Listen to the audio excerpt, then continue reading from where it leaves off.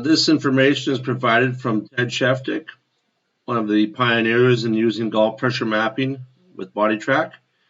And in this example, I'll just run it through. You'll see the student has more or less a scattered trace. Weights now moving dramatically to the toes and then back to the midsection of the lead foot and backwards post impact. In the second frame, and we're going to do this on a side-by-side analysis in the second frame, and you'll see this trace is much cleaned up. Ted does this drill, and I'll let it run out, where the golfer is lifting up their lead foot, just a smidge,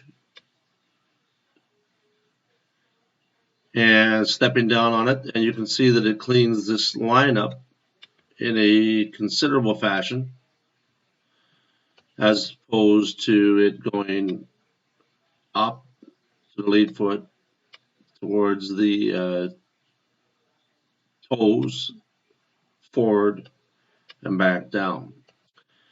So on the left, we've got a scattered trace, more or less, and then on the right side, we're beginning to see this linear trace.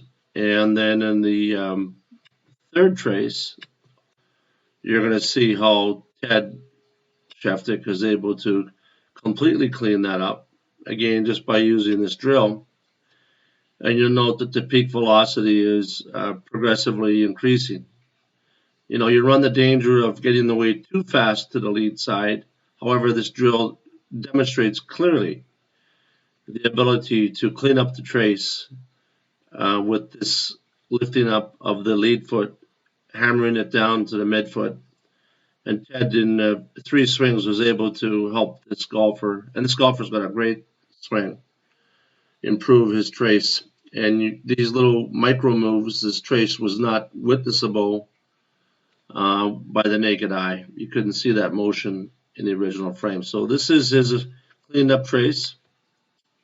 And as you can see, it is extremely efficient, straight back, straight through, with just a smidge too much lateral motion in both directions.